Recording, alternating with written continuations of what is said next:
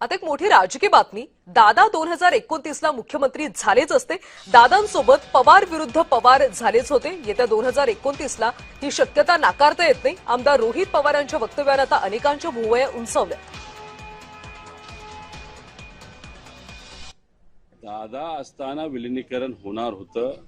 दादा असताना विलीनीकरण झालं असतं तर मी तुम्हाला आता आत्मविश्वासाने सांगतोय 2029 चे या राज्याचे मुख्यमंत्री हे दादा 100% त्या ठिकाणी झाले असते।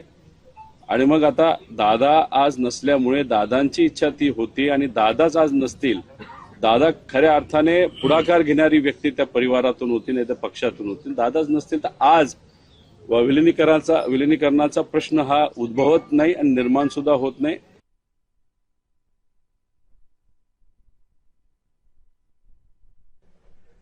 तर दादा 2029 ला मुख्यमंत्री झाले असते असं रोहित पवार यांनी म्हटलं। सध्या दादा नाहीये त्यामुळे विलीनीकरणाचा सध्या विषय येत नाही।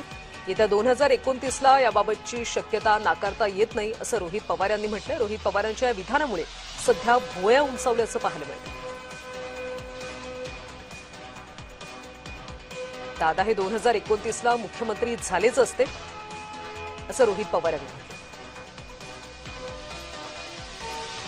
दादा असताना विलीनीकरण होणार होतं। दादा असताना विलीनीकरण झालं असतं तर मी तुम्हाला आता आत्मविश्वासाने सांगतोय 2029 चे या राज्याचे मुख्यमंत्री हे दादा 100% त्या ठिकाणी झाले असते। आणि मग आता दादा आज नसल्यामुळे दादांची इच्छा ती होती आणि दादाच आज नसतील, दादा खऱ्या अर्थाने पुढाकार घेणारी व्यक्ती त्या परिवारातून होती, नाही तर पक्षातून होती, दादाच नसतील तर आज विलीनीकरणाचा प्रश्न हा उद्भवत नाही आणि निर्माण सुद्धा होत नाही। आता दादांच्या वेळेस पण पवार विरुद्ध पवार झालं।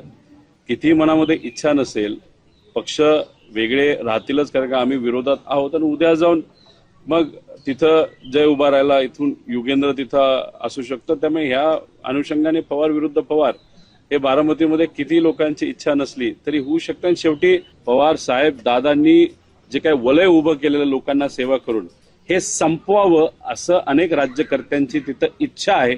त्यामुळे त्यांना नक्कीच वाटेल पवार विरुद्ध पवार झालं पाहिजे, पण लोकांना हे वाटत नाही। ह्या दोन गोष्टीमधला हा फरक।